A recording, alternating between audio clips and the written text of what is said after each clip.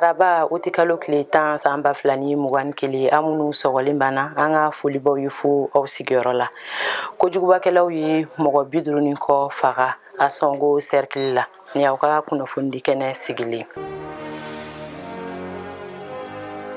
An sɔngo préfet laseli kɛ k'a jira ko kojugubakɛla min bɛ wele tubabukan daɲɛ surun na GAT o mɔgɔw ye dankari Karu, Wataguna, Diriga ani Dawute Geti duguw la kari o tɛ kalo tile 8 san 2021 ni dugu kofɔlen bɛɛ bɛ a sɔngo cercle kɔnɔ Gao mara la.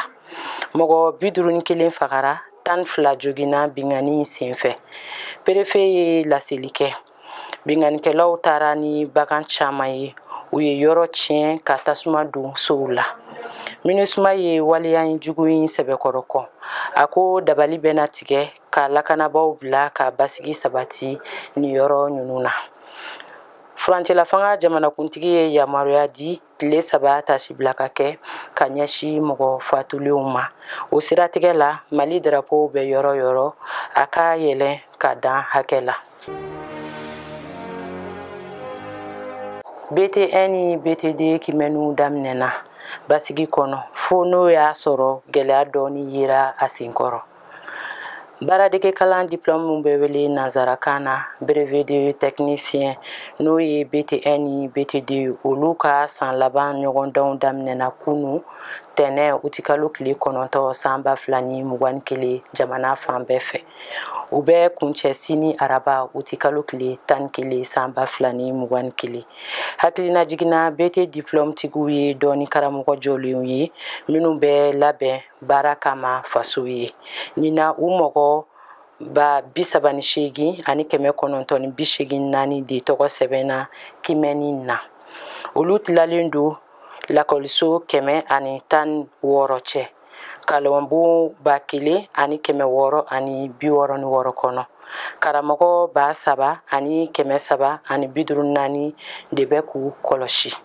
Kimɛni ninnu bɛ ka kɛ kalanbulon caman na i n'a fɔ kanko, sɔrɔko ani bolola baarako nasira fɛ. Kimɛniw daminɛni lajɛ kɛnɛ kan kalanko minisiri Madame Sidibe Dedo Usmani y'a ɲini lakɔli karamɔgɔw baarabilalaw fɛ u k'u yɛrɛ minɛ.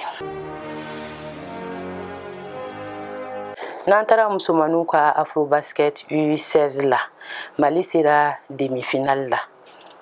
Basketkɛla musomanin minnu si hakɛ tɛ tɛmɛ san 16 kan U16 olu ka ŋanaɲini Afrobasket bɛɛ senna Egypte jamana kan. Mali b'a kɛnɛ kan. Kunu a ye Algérie gosi 400 ani 18 u bɔko sabanan na. Mali ye bɔko 2 fɔlɔ min kɛ a y'o bɛɛ sebaya sɔrɔ. Sibiri a ye Uganda gosi 92 ni 12 ka Gabon gosi 153 ni 14. Mali ye Afrobasket Coupe sɔrɔ siɲɛ 7 ka da ɲɔgɔn kan. Ani Egypte bɛ ɲɔgɔn sɔrɔ sini araba nɛgɛ kaɲa 15 ani Tchad bɛ ɲɔgɔn sɔrɔ kalo tile 12 nɛgɛ kaɲa 11 mana tɛmɛ ni sanga 30 ye. An bɛ don min na Mali bɛ ten kan ni kuru 6 ye. O b'a jira k'a bɛ demi-finale la ka ban. Mali cɛmanu U16 fana bɛ Egypte u ka ŋanaɲini na. Sibiri don u ye Gabon gosi 137 ni 47 ka laban ka Uganda minɛ 300 ani 25. Kunu u ye Côte d'Ivoire gosi 93 ani 54. Bi tarata o tɛ kalo tile 10 san 2021 Mali cɛmanu ni Algérie taw bɛ ɲɔgɔn sɔrɔ nɛgɛ kaɲa 15. U ni Egypte bɛ ɲɔgɔn sɔrɔ araba nɛgɛ kaɲa 18 ka laban ni Tchad ye juma nɛgɛ kaɲa 11. N'an taara musomaninw fana ka U19 kan Mali musomaninw fana bɛ Hongrie u ka Coupe du Monde kɛnɛ kan. u ni Czech jamana tun ka kan ka tako fɔlɔ kɛ nka Mali ma se yen joona. Tako filanan tun ye Japon ye. U y'o gosi 67 ni 57. Bi u ni Canada bɛ ɲɔgɔn sɔrɔ nɛgɛ kaɲa 12 mana tɛmɛ ni sanga 30 ye. Nin bɛ dansigi an ka bi kunnafoniw na. Aw k'an bɛn waati wɛrɛ ni kɛnɛ in kan.